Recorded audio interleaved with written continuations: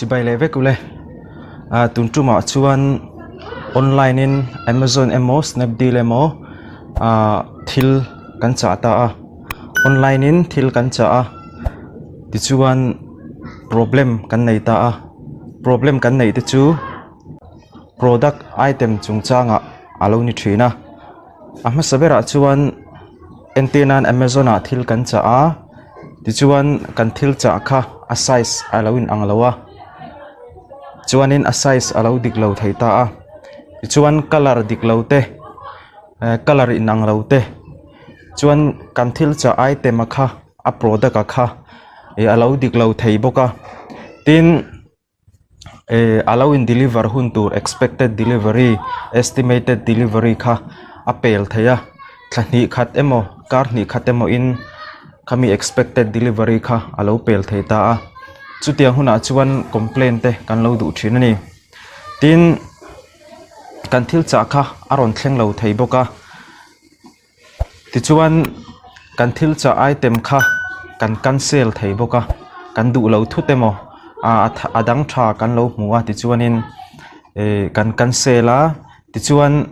poisa po alo in kat towa chuwang chuan kan refund ani kan refunda amero chu kan refund kha kar ni khat nuwa po kan ladong lawa kan account na alaron lut lawa amero chu kan ron refund to anon ti thaya amero chu poisa kha kan ladong si lawa chuanin chu lawa refund lawa po kan thil cha kha kan lo du lo ta a chuwang chuanin kan cancela kan refund ka ti kan return kha kar ni khat nuwa po a chanchin engma update kan la dong lawa a thlenge kan thon kir kha thleng lo nge ti po kha kan shalawa are ta wang mai ni phone emo email emo khatiang khan engma sms in emo kan dong lo ta update kha khatiang alo ni khan kan ru alo be donga alo mang anga poisa tam tak kan chan don alo ni tareng maya chutiang huna chuan eng number nge kan call anga eng tin nge kan va email anga tu nge kan bia kang ti kha kan ru alo om ta thrin ani chutiang huna chuanin eng ti nge kan tianga tu nge kan bia kanga eng tin nge kan va contact ang ti kha tun tuma hian kan clear ho don ani tun tuma hianin online site chihrang ya oma chungzinga chuan Amazon hi tuna chuan alar bertila kan soi sual lawanga chuwang chuan Amazon hi example atan kan ron mangdon ani karon mangdon ni masabera chuan phone call in emo toll free kan ti mai thina chutiang chuan a contact thaya pahnina chuan email in a contact thaya pathumna chuanin live chat kan tiang chi online chat mangkhan an customer representative Amazon customer representative kha a contact thaya a chat thaya chutiang thil pathum an ma ni contact dan tur chu tuntuma hian kan en ho don ani ilo thlir hawang u amazon.com a kan lu tanga your order te hian kan click anga tuna kan mu te hi tun hnai loka ka thil cha te Amazon ka thil cha te an nia chuanin customer service option a hian kan click lenga customer service kan click nuwa a hnuai lama hian roll thlaila kan scroll thlak chuan customer service ti kan huwa ta chuanin contact us ti hi kan click lenga contact us ti kha kan clicka ti chuan complaint kan nei na tur kha kan thil cha ate kha kan order a khan engtenge ti kha kan select le don ani choose a different order ti hi oma complaint kan nei na tur ber kha thil chrang kan lo cha ta engbera ange complaint kan nei ti kha complaint kan nei na tura khan khami option a order a khan kan click anga ti chuanin number 2 na kan en chuan tell us more about issue select an issue ti lo ni ta chuan selection option alo om ta where is my order ti te cancel chungchang te return and refund te payment method te ti khan option alo om ta tuntumai chuan a return and refund chungchang a khan complaint kan nei ta chuan return and refund kan select a chuanin kan thil select a khan a details in enge I a chan kha om le a damage wange a missing wange ti te status of my refund ti te return process ti te lom ta status of my refund ti hi kan select le ang ti chuanin status of my refund kan select a number 3 na chuan how would you like to contact us ti lo ni ta engtinge kana contact ang phone emo email emo a live chat emo option alo om ta chuanin phone in contact don ta la language a hian hindi emo english emo ani mai ta mizo ti zing a chuan phone hi kan click don ani chuan adang le a chuan chat ti lo om le a live chat ania kan click le anga live chat thi a tha em maya a chan chu hindi le english thiam vak lo de tan po ti hian broken english dewin a chat nok theya chu amazon lama an customer representative pakhat khan live chatin kan complain le kan enge kan buaina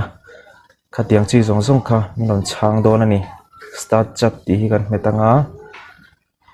chuanin kan problem te kan soyanga ti chuan kan chat to mai don ani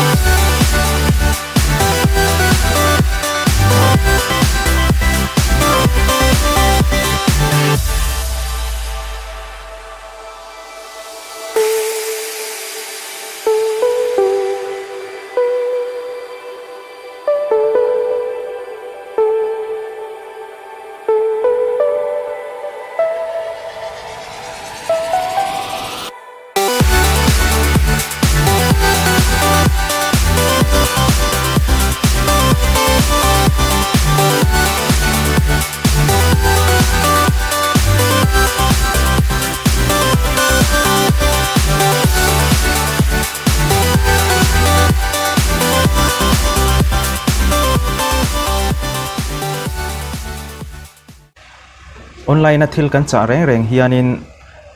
item kan donga kan hmuwa tha kan ti ni chuanin du tok mai lovin an mani website a khan lut leila entina amazon a thil kan cha ta chuanin kan thil cha ana khan lutila kan product dona khan a tha kan ti ni chuanin rating petrinila tha kan ti view ni chuan 5 star te 4 star te ti khan petrinila rating petrinila ti chuan an mani a thok tu te po kha an lo manga chuanin amazon site kan te mo snapdeal te polo ni theyanga chi sang khatiang te kha encouragement kan pe theya an mani po khan phur theya tin an thole na zela te po khan customer te le an mani a thok tu te kha inkara khan in lai chi na tha asiam theini chuwang chuanin thei sam chuan product te kan donga tha kan ti ni chuanin du tok mai lovin kan review anga review na khan rating oma rating a khan a thaber kha kan rate thin don nia ti kha kan soi ve zoi ni sela thange tun tu matan chuan khami zong khani ta sela a le pe ka chuan adang nen kanin hule don nia bye bye ve kule